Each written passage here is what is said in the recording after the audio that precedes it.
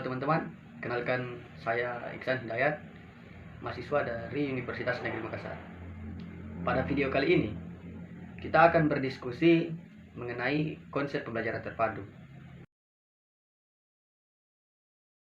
Pembelajaran terpadu merupakan suatu pendekatan dalam pembelajaran yang secara sengaja mengaitkan beberapa aspek, baik dalam intra mata pelajaran maupun antar mata pelajaran.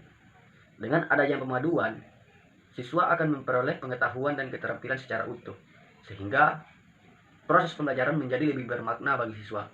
Bermakna di sini memberikan arti bahwa pada pembelajaran terpadu, siswa akan dapat memahami konsep-konsep yang mereka pelajari melalui pengalaman langsung dan nyata yang menghubungkan antar konsep dalam intra mata pelajaran maupun antar mata pelajaran.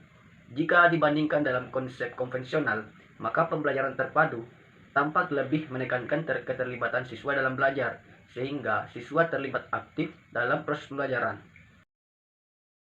Proses pembelajaran yang betul-betul bermakna sesuai daripada apa yang dimaksud dalam konsep pembelajaran terpadu dapat kita ketahui bersama bahwa proses pembelajaran yang bermakna bagaimana siswa dapat mengaplikasikan hasil daripada proses pembelajaran itu. Bila mana kita ketahui lagi bahwa cara pengaplikasian daripada hasil proses pembelajaran siswa itu bisa kita menggunakan berbagai macam hal.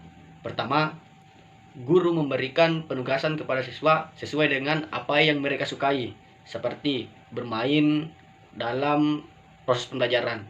Jadi itu bisa dikategorikan bahwa suatu proses pembelajaran yang menyenangkan, sehingga upaya tersebut bisa meningkatkan motivasi. Yang kedua, minat belajar peserta didik kita sendiri. Selain daripada itu, pembelajaran terpadu ini bagaimana mengakumulasi berbagai macam ide dengan sampel bahwa dari tiap-tiap kelompok belajar siswa di dalam kelas itu diberikan berbagai topik. Kelompok 1 topik sejarah, kelompok 2 topik bahasa, dan kelompok 3 topik matematik. Jadi mereka akan menjelaskan sesuai daripada kemampuannya. Secara nyata, pembelajaran terpadu merupakan upaya untuk meningkatkan kualitas pembelajaran yang sesuai dengan perkembangan masing-masing. Perbaikan kualitas pembelajaran pada akhirnya akan meningkatkan pula kualitas pendidikan sekolah dasar. Sebenarnya, sekolah dasar juga jenjang lebih tinggi. Namun, pelaksanaan pembelajaran ini sekaligus dapat mengimbangi penjejalan kurikulum yang sering terjadi di sekolah. Artinya, kurikulum yang padat dapat disiasati melalui pembelajaran seperti ini, sehingga bila mana kurikulum itu menyesuaikan dengan beberapa materi yang akan diajarkan oleh guru, itu akan sebenarnya merumitkan guru itu sendiri.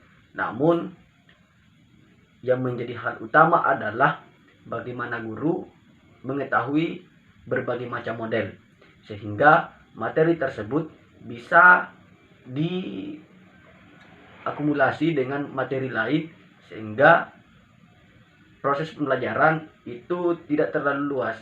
Namun perlu kita ketahui ketika kita menghubungkan materi satu dengan materi yang lainnya,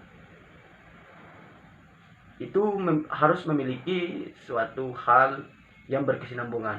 Artinya ketika materi pembelajaran matematik itu dihubungkan dengan materi pembelajaran bahasa Indonesia, guru perlu bagaimana menguasai hal tersebut sehingga tidak terlalu mencolok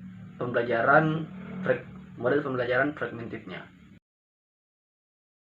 Di dalam konsep pembelajaran terpadu memiliki beberapa model. Yang pertama, model fragmented. Model fragmented ini ditandai oleh ciri pemaduan yang hanya terbatas pada satu mata pelajaran saja. Misalnya, dalam mata pelajaran bahasa Indonesia, materi pembelajaran tentang menyimak, berbicara, membaca, dan menulis dapat dipadukan dengan materi pembelajaran keterampilan berbahasa. Dalam proses pembelajarannya, butir-butir materi tersebut dilaksanakan secara terpisah-pisah pada jam yang berbeda. Model fragmented merupakan model paling tradisional, yakni model kurikulum di mana satu mata pelajaran disajikan secara terpisah-pisah dan tidak mengaitkan dengan mata pelajaran lain sebagaimana banyak ditemukan di sekolah-sekolah.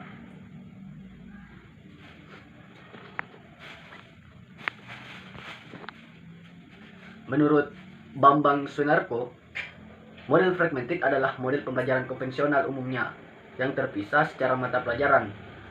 Hal ini dipelajari siswa tanpa menghubungkan kebermaknaan dan keterkaitan antar satu mata pelajaran dengan pelajaran lainnya. Setiap mata pelajaran diajarkan oleh guru yang berbeda-beda, dan mungkin pula ruang yang berbeda pula. Setiap mata pelajaran memiliki rasa tersendiri, dan tak ada usaha untuk mempersatukannya. Setiap mata pelajaran berlangsung terpisah dengan perorganisasian dan cara mengajar yang beda-beda, sehingga dapat ditarik kesimpulan bahwa model fragmented adalah sebuah upaya dalam proses pembelajaran yang terpisah-pisah pada topik pembelajarannya. Selanjutnya adalah model sequence atau model urutan.